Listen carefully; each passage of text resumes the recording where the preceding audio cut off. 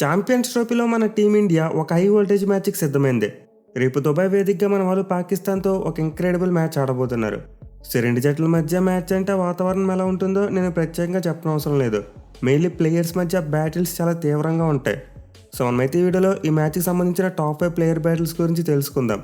Especially ఒక పాకిస్తాన్ బౌలర్కు మన team India openers మీద చాలా మంచి రికార్డు ఉంది. సో ఆ బౌలర్ ఎవరు, ఆ రికార్డు ఏంటి, ఇలాంటి ఇంట్రెస్టింగ్ విషయాలన్నీ కూడా ఈ వీడియోలో తెలుసుకుందాం. Number 5 Mohammad Rizwan versus Mohammad Shami. ఇదైతే ఈ మ్యాచ్లో ఉండబోయే ఒక ఇంక్రెడిబుల్ బ్యాటిల్ అని చెప్పుకోవచ్చు. మెయిన్ ఇద్దరు ప్లేయర్స్ మంచి ఫామ్లో ఉన్న ఆటగాళ్ళు. సో ఆల్రెడీ బంగ్లాదేశ్తో జరిగిన మ్యాచ్లో చూసాం, షమి మంచి ఫామ్లోకి వచ్చాడు. ఒక బ్రిలియంట్ ఫైపర్ తీసి మ్యాన్ ఆఫ్ ఐసీసీ టోర్నమెంట్స్ అని చెప్పి మరోసారి ప్రూవ్ చేసుకున్నాడు. అయితే పాకిస్తాన్ కెప్టెన్ రిజ్వాన్ కూడా చాలా మంచి ఫామ్లో ఉన్న ప్లేయర్. లాస్ట్ మ్యాచ్లో ఎక్కువ రన్స్ కొట్టలేకపోయినప్పటికీ అతనికి కెప్టెన్గా చాలా మంచి రికార్డు ఉంది. దీంతో డెఫినెట్లీ మన టీమిండియా అతను ఎంత త్వరగా అవుట్ చేస్తే అంత మంచిది. సో ఇద్దరు ఇన్ఫార్మ్ ప్లేయర్స్ అయితే ఇప్పటివరకు వన్డే ఫార్మేట్లో ఒక్కసారి కూడా తలపడలేదు. ఫర్ ది ఫస్ట్ టైం వీళ్ళిద్దరి మధ్య బ్యాటిల్ జరిగే అవకాశాలు ఉన్నాయి. చూడాలి మరి ఇద్దరు మహమ్మద్స్లో ఏ మహమ్మద్ పై చేసి సాధిస్తాడనేది.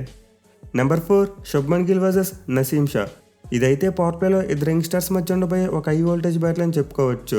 మెయిన్లీ మన వైస్ కెప్టెన్ శుభ్మన్ గిల్ అయితే ప్రజెంట్ బేపచ్చమైన ఫామ్లో ఉన్నాడు. తను ఆడిన గత 4 వన్డే మ్యాచ్లో కూడా 50+ స్కోర్స్ కొట్టాడు. సో శుభ్మన్ గిల్ ఫామ్ అయితే ఖచ్చితంగా పాకిస్తాన్ టీంను చాలా కలవర పెడుతుంది. బట్ ఎనివే వాళ్ళ దగ్గర నసీం షా లాంటి ఒక మంచి యంగ్ ఫాస్ట్ బౌలర్ ఉన్నాడు. మెయిన్ అతను కొత్త బాల్ను బాగా మూవ్ చేస్తూ బ్యాట్స్మెన్ ఇబ్బంది పెట్టగలడు. సో ప్రీవియస్గా వన్డే ఫార్మేట్లో చూసుకుంటే నసీం షా గిల్ను కాస్త స్ట్రగుల్ చేశాడు. వీళ్ళిద్దరు తలపడి 2 ఇన్నింగ్స్లో 17 బంతులేసి 11 పరుగులు మాత్రం ఇచ్చాడు. బట్ అఫ్ కోర్స్ వికెట్ అయితే తీయలేకపోయాడు. సో గిల్కి అయితే నసీం షాకి అగెనిస్ట్గా తక్కువ స్ట్రైక్ రేట్ ఉన్నప్పటికీ వికెట్ అయితే ఇవ్వలేదు. చూడాలి మరి ఈసారి ఇద్దరు యంగ్స్టర్స్ మధ్య జరగబోయే బ్యాటిల్లో ఎవరు అప్పర్ హ్యాండ్ సాధిస్తారనేది. Number 3 Babar Azam versus Kuldeep Yadav. ఈ బ్యాటిల్ అయితే మనం ఆల్రెడీ ప్రీవియస్గా చాలా సందర్భాల్లో చూసాం. మెయిన్లీ 2019 వన్డే వరల్డ్ కప్ ఆ మ్యాచ్లో కుల్దీప్ యాదవ్ ఒక అద్భుతమైన డెలివరీతో బాబర్ ఆజమ్ అవుట్ చేశాడు. అలాగే తర్వాత కూడా మరోసారి సేమ్ కైండ్ ఆఫ్ డెలివరీతో బాబర్ ఆజమ్ అవుట్ చేశాడు. సో దీంతో మరోసారి అయితే ఈ మ్యాచ్లో ఇద్దరి మధ్య ఒక మంచి బ్యాటిల్ మనం ఎక్స్పెక్ట్ చేయవచ్చు. బట్ ఆఫ్ కోర్స్ ప్రజెంట్ ఇద్దరు ప్లేయర్స్ అంత మంచి ఫామ్లో లేరు. వాళ్ళ పీక్ ఫామ్లో అయితే లేరు. Mainly Babar Azam strike rate విషయంలో చాలా ఇబ్బంది పడుతున్నాడు.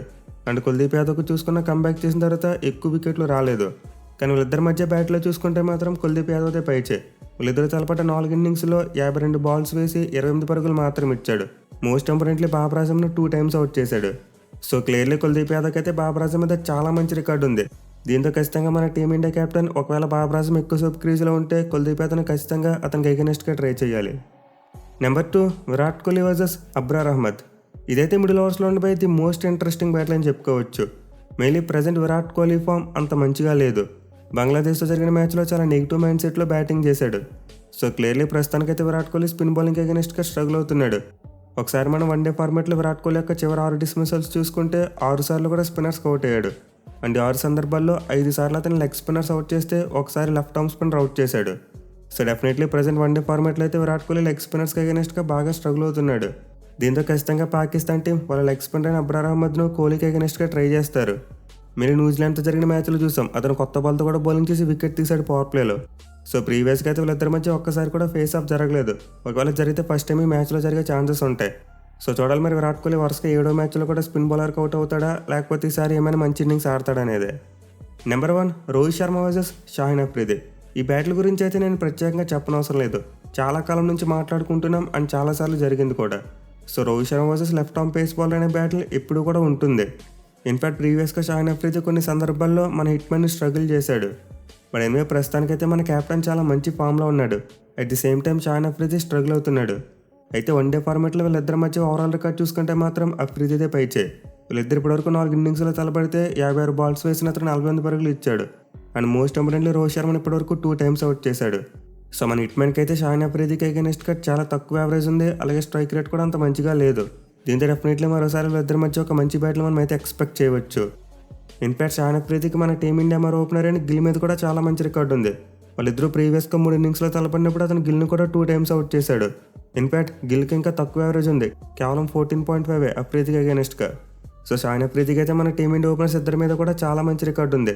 ఇద్దరిని ఇప్పటివరకు వన్డే ఫార్మాట్లో చెరో 2 సార్లు అవుట్ చేశాడు. అలాగే విరాట్ కోహ్లీని చూసుకుని ఒకసారి అవుట్ చేశాడు. సో మొత్తం మీద ఇప్పటివరకు అతను మన టాప్ ఆర్డర్ బ్యాట్స్మెన్ 5 సార్లు అవుట్ చేశాడు. ముగ్గురిని కలిపి 5 సార్లు అవుట్ చేశాడు. దీంతో ఖచ్చితంగా మన టీమిండియా టాప్ ఆర్డర్ బ్యాట్స్మెన్ ఈ మ్యాచ్లో షాహిన్ అఫ్రిదితో కాస్త జాగ్రత్తగా ఉండాలి. అతన్ని ఏమాత్రం లైట్ తీసుకోకూడదు. ఇక మిగతా బ్యాటిల్స్ చూసుకుంటే మనమైతే మిడిల్ ఓవర్స్లో సల్మాన్ ఆకా మరియు రవీంద్ర జడేజా ఇద్దరి మధ్య ఒక మంచి బ్యాటిల్ చూసే అవకాశాలు ఉన్నాయి. మిలీ సల్మానాగా చాలా అగ్రెసివ్గా ఆడుతున్నాడు. దీంతో అతని లెఫ్ట్ ఆర్మ్ స్పిన్నర్ అయిన జడేజా ఎలా కౌంటర్ చేస్తాడనేది చాలా ఇంట్రెస్టింగ్ ఉండబోతుంది. అండ్ ఆల్సో శ్రేయస్ అయ్యర్ మరియు రన్ మెషిన్ హరీష్ రావు మధ్య కూడా ఒక మంచి బ్యాట్లో మనం ఎక్స్పెక్ట్ చేయవచ్చు. ఎందుకంటే హరీష్ రావు మిడిల్ ఓవర్స్లో చాలా పేస్తో బౌలింగ్ చేస్తూ ఉంటాడు. మీలా షార్ట్ బాల్ని బాగా యూజ్ చేస్తాడు. దీంతో ఖచ్చితంగా శ్రేయస్ అయ్యర్కు మరి అతనికి మంచి ఒక మంచి బ్యాట్లు పడే అవకాశాలు ఉంటాయి. సో ఈ విధంగా ఈ మ్యాచ్లో అయితే ప్లేయర్స్ మధ్య చాలా అంటే చాలా మంచి బ్యాటిల్స్ ఉండబోతున్నాయి. మరి మీరు ఈ మ్యాచ్లో ఏ బ్యాటిల్ కోసం మోస్ట్ ఎక్సైటింగ్గా వెయిట్ చేస్తున్నారో కింద కామెంట్ చేయండి. అలాగే వీడియో కనుక నచ్చినట్లయితే ఖచ్చితంగా లైక్ చేసి మీ ఫ్రెండ్స్ అందరికీ షేర్ చేయండి. Thank you for watching. Have a nice day.